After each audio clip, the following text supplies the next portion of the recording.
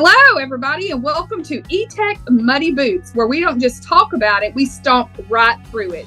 I'm your host, Melissa, and this is the show that gets down and dirty with everyday leaders who are making real change happen. We're not afraid to get our boots muddy because that's where the real stories are. So lace up, slip them on, step out, and join us as we trudge through the trenches of trust building and action taking, real action taking. If you are tired of all the talk and no walk, you're in the right spot. So let's get your boots ready. Let's lace up. Let's get muddy.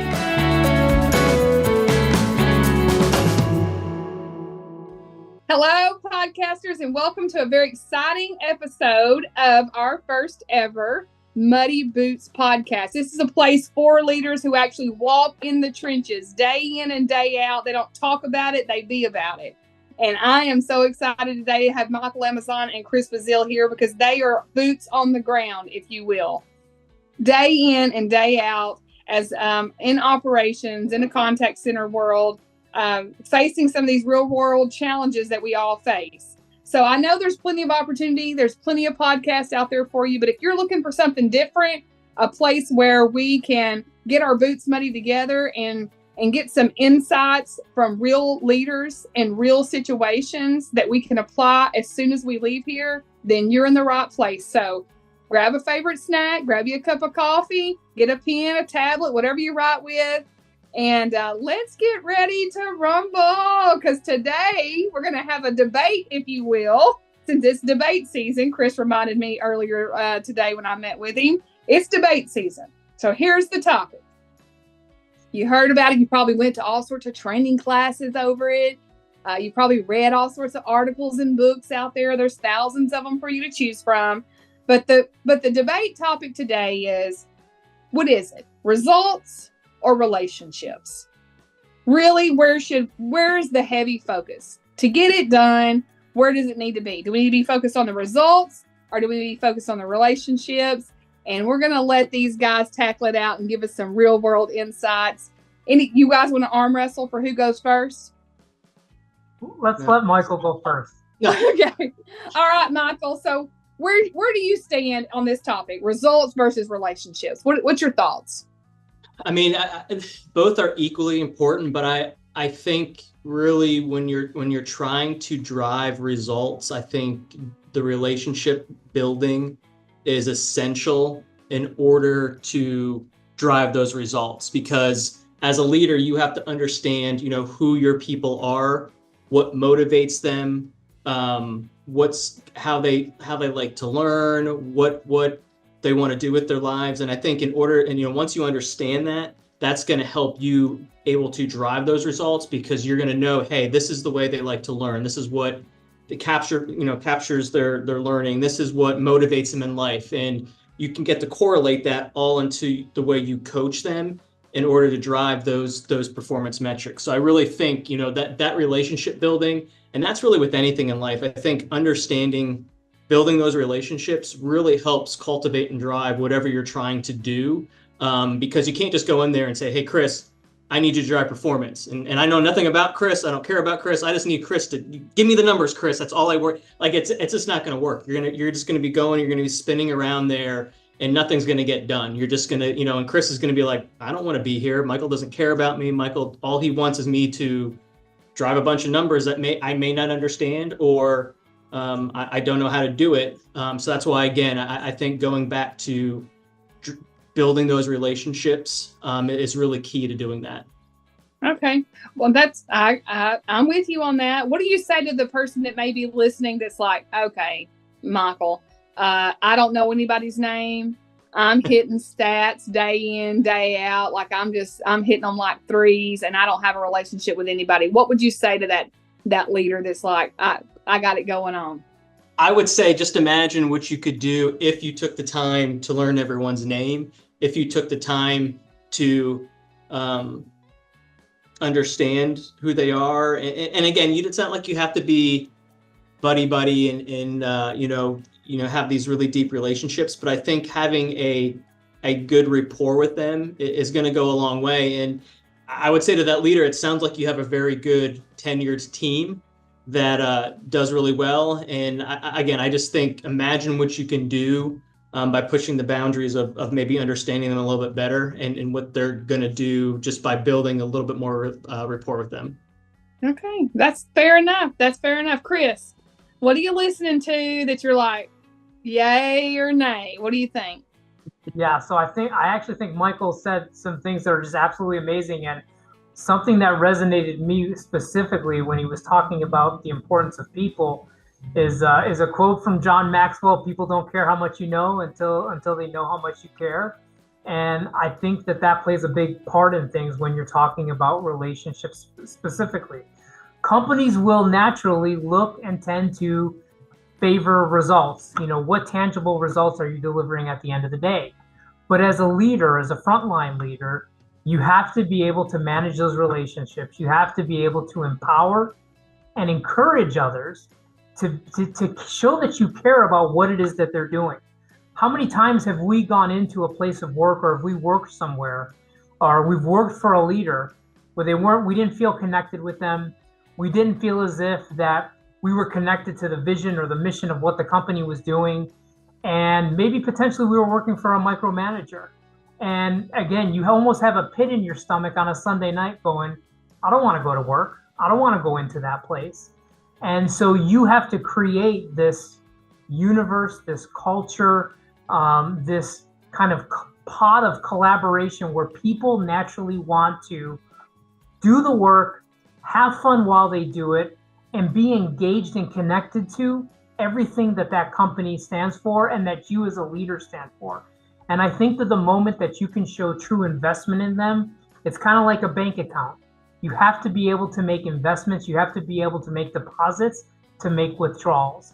And I think if you can do that and be genuine, and the most important part is you have to be sincere, because if you're not sincere, people are going to understand that.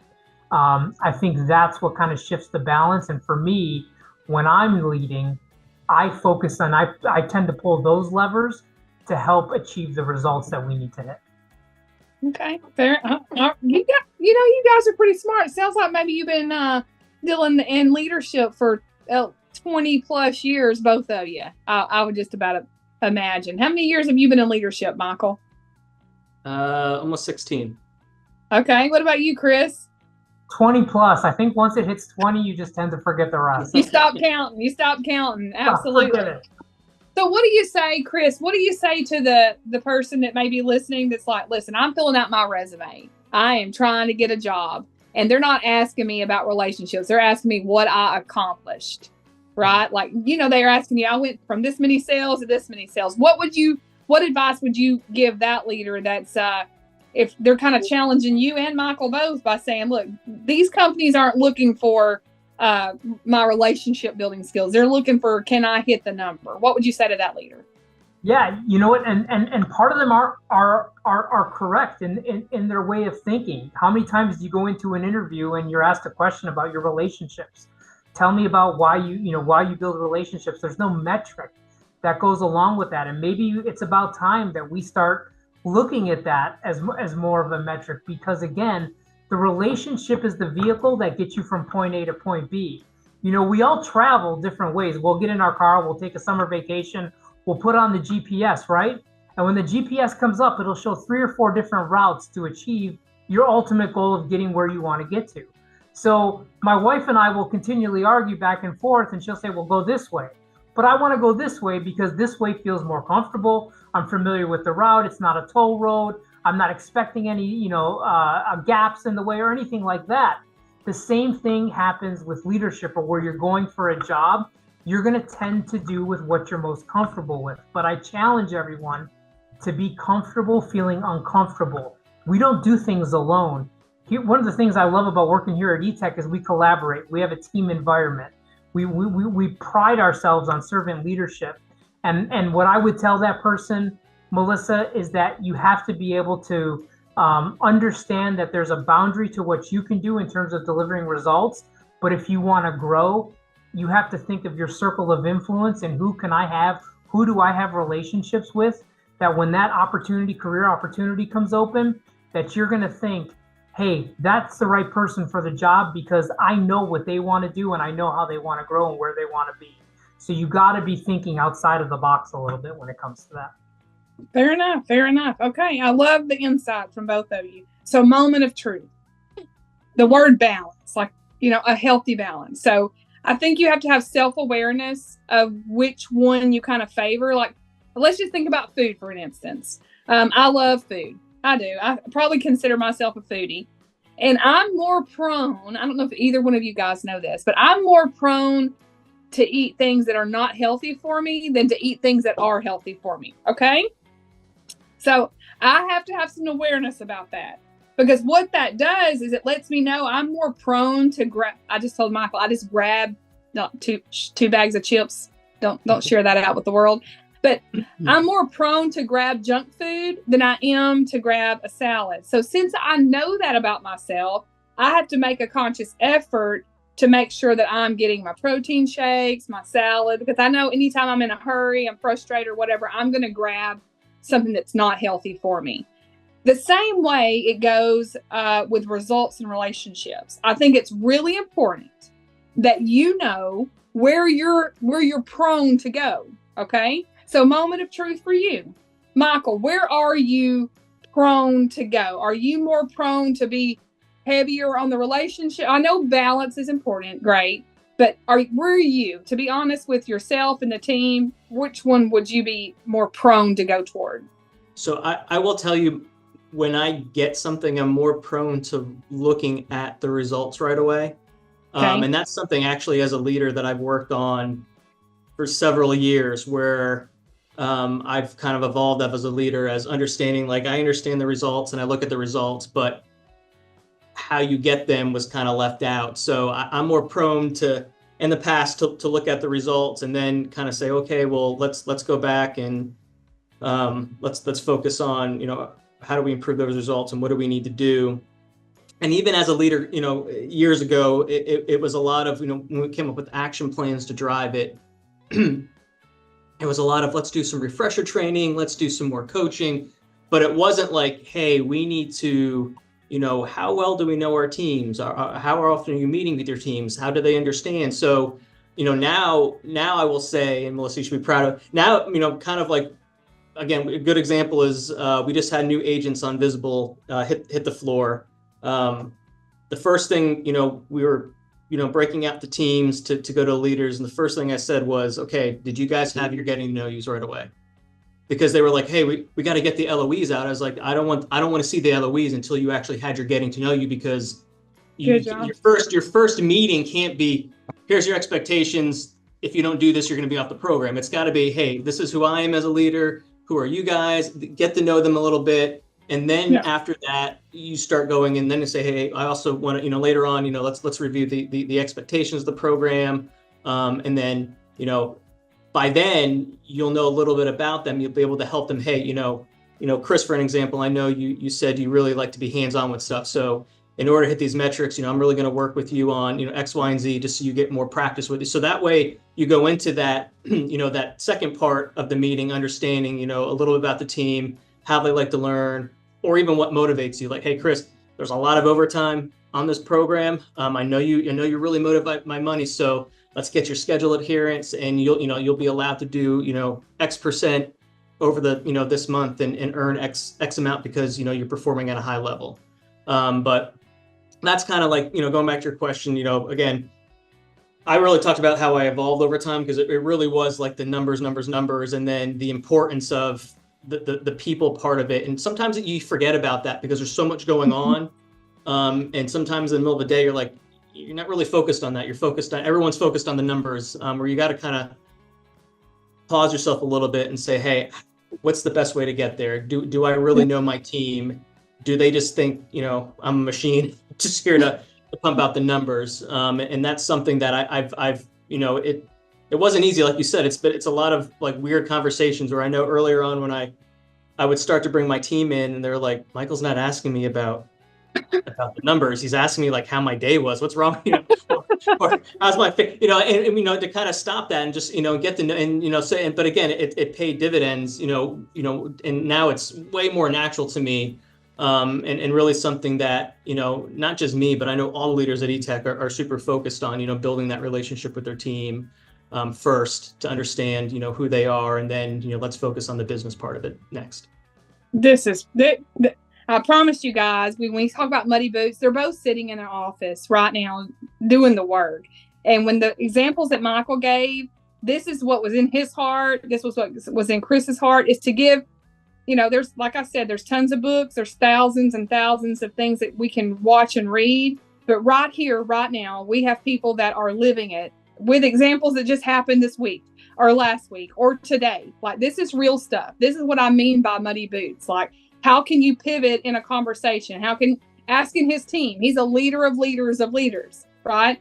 Before we start handing out letters of expectations, get to know your team, right? That's a true balance. So, Chris, what about for you? Are you the same as Michael? Where are you prone? Are you prone results or relationships? Yeah, I'm a terrible poker player, so I show all my cards, so it's all relationships for me. But I have to be aware of that, and I have to be mindful every time I go into a different situation or there's a specific result that it is that I'm looking to hit. I remember years ago while working at a BPO, the executives were like, everybody has to get $200 a day. Okay, and what does that get you? Everybody went out and they got their $200 a day, but what did that really accomplish? Were we successful in what it was that we ultimately were trying to get to? Of course, it looks great on a report. Everyone comes off your back because it says you got $200 in the day.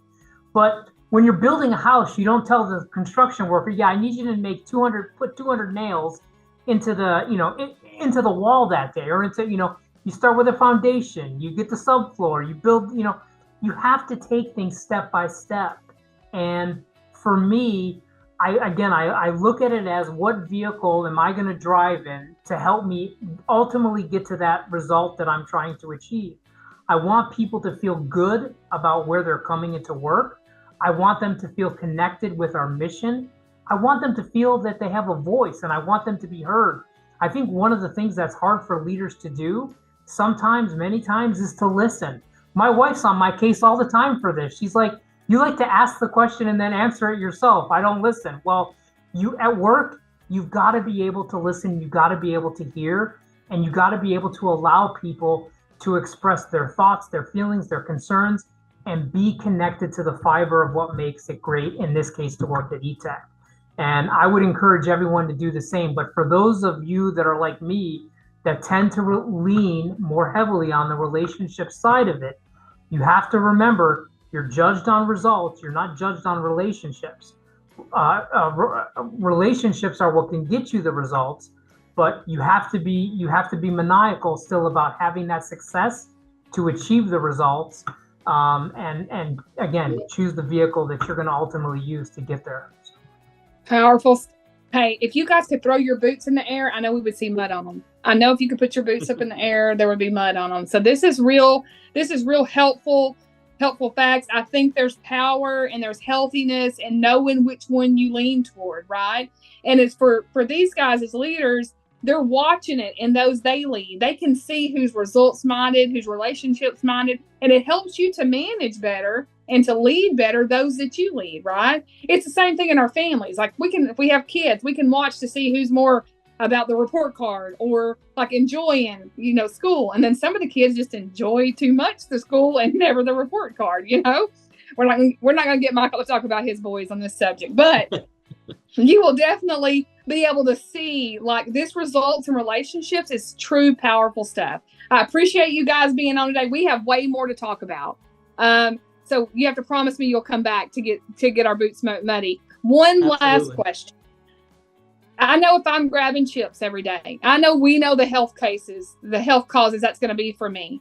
What are some consequences when someone does not balance results and relationships? Michael, we'll start with you. Give me some consequences those of us that are listening, what are some consequences of not balancing? I think not balancing, one, you're going to have accountability issues. Okay. I would say if you're for a good example would be, and I know this happens a lot with newer leaders, if they're too focused on relationship building, when it gets to the accountability piece, they're like, well, Melissa really likes me and I don't want to hold her accountable because she didn't hit her numbers. So that's it's tough if you don't balance it out. The accountability piece gets tougher because you've spent so much time building relationships and not also focusing on the same time the results, that you've invested too much into one thing, and it's hard to balance that out. So definitely accountability, those issues can kind of creep up. Then I also think too, on the flip side, you can have an unhappy team if you're just focused on those results all the time, and you don't build relationships. So when your results suffer and you're just constantly like, why are these not getting better? Why isn't it better? Your team is going to get, you have a team that's not happy because they're worried that, they're constantly getting in trouble. They don't really know why. To an extent, they're getting in trouble. They don't know how to get themselves out of trouble. So you just have kind of a mess of people that just are kind of scared, and which ultimately could lead to some attrition. People just not being happy, just not, you're just focused on one thing and not the other. So I mean, and again, even that accountability piece too, it goes both ways too. I mean, really, ultimately, if you don't balance it out, I think the health of your team can suffer both ways if you're really heavy on one or the other. And then again, that could lead to, I mean, I'm sure Chris has seen it with, keeping people, staying with the company, because you're one or the other, and there's no balance in between. Yeah. And we're not talking about one or the other. One day you're one thing and the next day you're another thing. That right. Yeah. That causes a whole other set of problems. Chris, how would you add to that? Like, what do you think about when someone's not balanced in this area? What would you add to what Michael's saying? Yeah, when you're focused, let's say, on results specifically, I mean, you could have disenchantment amongst those that you lead, a decrease in morale or employee satisfaction, which, as Michael said, will lead to attrition, churn, and your retention rates. You have to be, how you're viewed in the industry, in the community, as the type of employer you are, could also suffer. I mean, I work, there are places out there that, they're very task, specific and focus on those results to where they're, measuring your mouse movements every second. And it's like, wait a minute, is that really what I need? Do I not trust my people enough to empower them to be successful in their jobs? So you have to be careful. Again, on the relationship side, other things could slide, like accountability. Again, you could have claims of favoritism based upon how it is that you're leading. So you have to be so mindful. You have to be fair and consistent with everything that you do to prevent and just kind of drive productivity, but drive that level of high morale and really kind of those positive vibes that lead to collaboration within your business. Man, this is what we created this space for. We created this space so that we could talk about real things that make a real impact. And I think this is powerful. There's so many, I just saw this week, many articles out there is how to retain your employees, how to keep people from quitting if you work, look and see what kind of company you're running, value results and relationships. Like, where are you off balance? Here's your answer here. Real stuff, real time to get your boots muddy for leaders that are serious about working in the trenches and getting themselves better, not just reading about it, not just talking about it, but actually walking out their talk. And that's what these guys do every single day. I want to say thank you. Thank you for being on our episode of Muddy Boots. And anytime I can pull you off the floor from getting your boots muddy, I'd like to have you guys come back. Thanks again for not arguing and throwing fists and stuff at each other on our podcast. And so for those of you taking notes, we'll see you next time on the next episode of Etech Muddy Boots. See you later.